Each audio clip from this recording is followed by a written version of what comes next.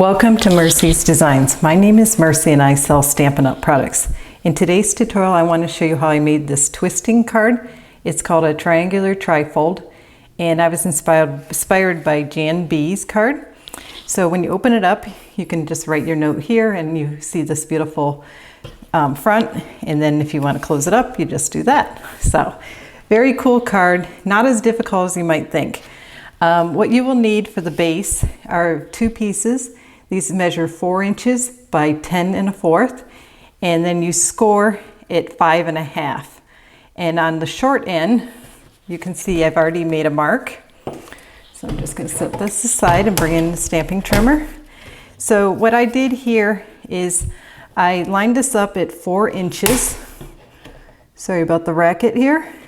And I just took a pencil and marked. And I repeated that for the two of them. So the next step here, since I've already done that part, would be to go ahead and start the scoring process to do the twist. So I just want to get it in, and then I'm just going to score. And I'm going to repeat the same thing on this card, and it's going to be the exact same, direction, etc. The only difference is when we fold it. When we put it together, it'll be slightly different. Okay, so I'm just trying to make sure this is all straight. It's pretty important to be pretty precise about this. It will make your card a lot better. Okay, so I'm just going to erase my little tick marks here so we don't have that. And I'm going to bring in my template. So here is my template, and you can see the right side versus the left. So all I'm going to do is designate one for the right and one for the left, but you score exactly the same. So I'm going to just bring this up, and you want your bone folder and try to make it even as you can. So I'm just going to burnish the score lines. Okay, so that one is complete, and it should look like that. And then, oh yeah, and you should go ahead and burnish this, make sure it's straight. So that's what it'll look like, the right side. Now the left side, we're going to twist this under. I hope this makes sense. If you make a template for yourself, you will have a lot easier time understanding it. I do suggest doing a couple trial pieces on like scrap cardstock, like I have with this pink stuff, because it can get a little confusing. And I also wrote out very precise directions for myself. So here are two bases. We score at 5 1/2, we mark it 4 inches, and we go from corner to corner here, leaving a little bit, I think it's like 1 inch right there. So set that aside and we will continue building the card. Now it doesn't really matter which one you put inside which. What's important is that you make sure you have a good, it lines up pretty well for you. So when you go ahead and glue this together, if you need to leave a little bit of gap or trim it, this would be the time to do it. It looks pretty good to me, so I'm going to go ahead and adhere these together. It's not too difficult of a card, but you can get confused, so just be aware of that and give yourself a break and try to do a template, because that will help you a lot. I really can't recommend that enough. So now this is when, because we have the liquid glue, we can make it tighter or looser. And it looks really good. I'm really happy with how that looks. Measuring and the way you score it really is very important. Okay, so next we're going to talk about more pieces that go into this, and we're going to talk about the mat. So the front mat, this will eventually go kind of like this. And these pieces measure 3 3/4. This is Mary Merlot. And then the DSP measures 3 1/2 by 3 1/2. And what you want to do is bring back your trimmer, and you want to cut from corner to corner, and then you will glue them together set when they're triangles. So I'll go ahead and quickly do that. Obviously we don't want the score one this time, so I just line up my point to point, and you might want to start cutting in the center so you don't mess up your corner, because you want these nice and precise. So it looks like that. Then you cut this, the same idea. It isn't quite as sensitive or as fragile, I would say, but you still want to make sure that you're not having an uneven or pushed, squished end. Okay, so that looks pretty good. So then when you assemble it, you just balance it out. So I'll quickly do that. Again, it's not too difficult. You just, if you're really precise though with your measuring, you're going to save yourself a lot of heartache and having to try to adjust down the road. And even at that, nothing's going to come out 100% perfect. But if you get it pretty much 90%, you're doing pretty well. Not that we are perfectionists here. Okay, so this is why I love the wet glue, because right now I have a little chance to wiggle this in place. So that makes me happy. Okay, so I cut these little pieces here, and these measure, okay, so it's a 1/2 inch this direction, and then it measures 3 3/4. Actually, it's not, it's 5/8 inch. I'm sorry. This is 5/8 inch. I wish I had my tape measure here. 5/8 inch, or ruler, and then the DSP is a 1/2 inch, and it measures the matting for this is 3 7/8 and then the DSP is 3 3/4. But I will try to write this all down in my description below so you can catch that. But I won't show that part with cutting because I think that's fairly obvious. Okay, so the next part is, this can be a little hard when you're doing a very vanilla. So one of the things I found that was helpful was to just bring in some scrap cardstock so that I could actually see what I'm doing. If you do this, it kind of blends in. So that's my little tip. If you do not have the best light or the best eyes or whatever, you might want to try that little trick.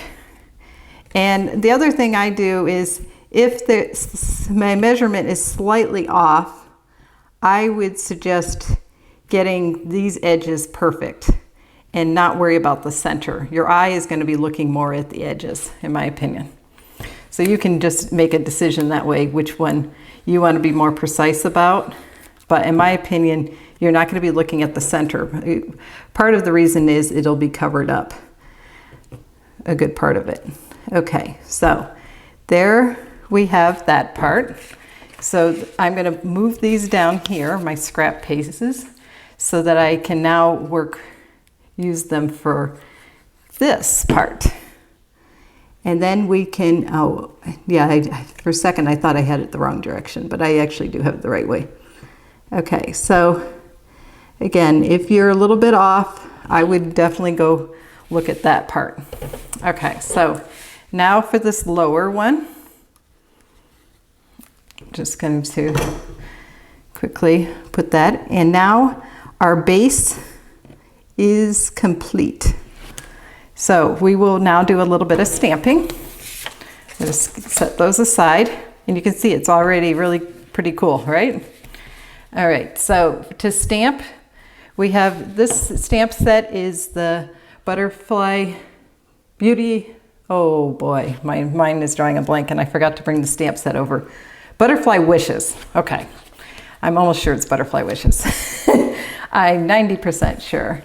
Stamp set, and I have the sentiment from there. And what I do, this is one of those distinctive stamps, is I like using the sponge daubers for this particular one, so you have different color variations. So I am bringing in my Daffodil Delight, Mary Merlot, and Pear Pizzazz. So the first one I found, and I did a number of these because I'm making these as a swap and I need a ton. So I made quite a few and I still need to complete making them, but I did all the butterflies so far that I needed. Now what I like to do is start with the Pear Pizzazz, and I'm looking at the pattern. I don't know if my camera can really pick this up. I'm going to try to be real steady here. And I'm trying to catch that light and look at it and try to follow where the natural pattern is. So that is done. The next color I did was the Daffodil Delight. And now the Daffodil Delight is the lighter color, and I don't mind if I come in a little bit on the green. What we don't want is empty spots. And I also think that doing this a couple times kind of warms up the whole thing. So I'm not sure how this one will come out, but I did already fussy cut one out. So I'm not going to be too concerned, but I just wanted to show the technique and how to do it without stamping in just one color, which is kind of boring. Okay, so here goes. All right, it came out pretty well. So then I just fussy cut it out, and the result is ta-da. Okay, now I went ahead and added dimensionals to the back, and what I did here is this corner I stacked two. These are from the paper pumpkin and they're slightly thicker, and I also added glue dots. But before we do that, I want to talk about the layers. So these are from the layering squares. You have a scallop, you have the Mary Merlot layer, which is also the largest. So, and then this layer, which is the DSP pressed petals. And I think it's just gorgeous to have a butterfly landing on it. And I don't think you need to see me put that together. So here we have it. I've already gone ahead and stamped the sentiment as well. So to put this on, I'm just going to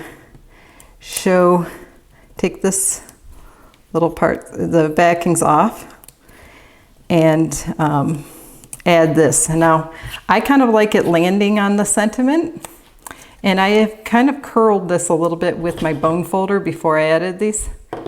So you might want to consider that. So what I'm looking at is the angle here of this stitch nested die, and I'm just going to kind of catch it, and those glue dots are going to hold it. And then I'm going to kind of push this down so the dimensionals are there. So that is the result. And I think that looks really cool.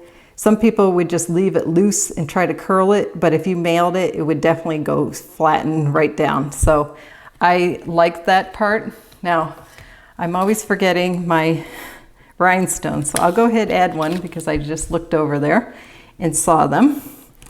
And that's where you would have your rhinestone. Okay, so for the next part, we're gonna bring in our card. And this is an important part. Obviously, we do not want to adhere the whole thing. We only want to adhere this top corner. So if you have a ruler or something you want to hold where you do not want to put the glue, you can just kind of hold it like that, or you can just guess, but I kind of like having something, a guide, if you will. And then we just simply, don't clank it. Now I'm just going to center this here, and I'm looking here at this scallop and this scallop to get a real precise lay out of it. And I just want to make sure that I have it nice and centered, and I think that looks really good. So then, of course, this is still unglued, which is what you want.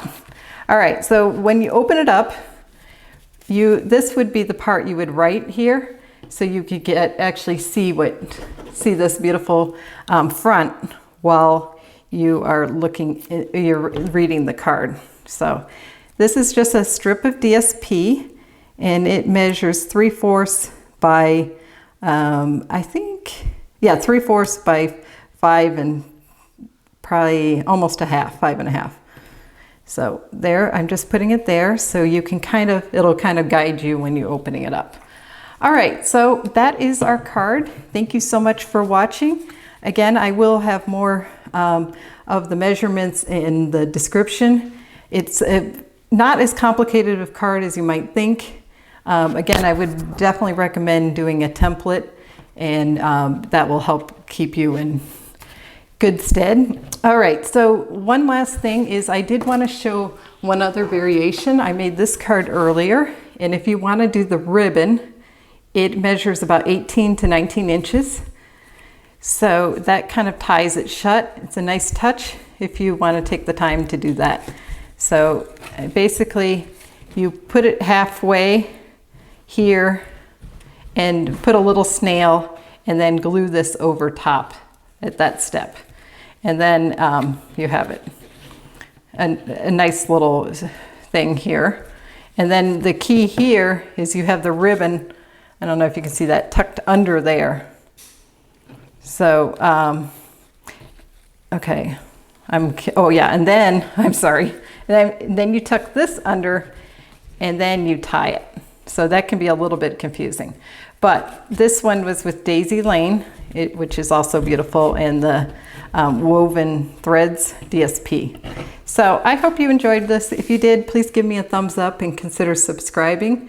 If you have any stamping needs, please email me at mewants3@gmail.com, and I'd be happy to help you place an order with the host code. Thanks again for watching, and happy stamping.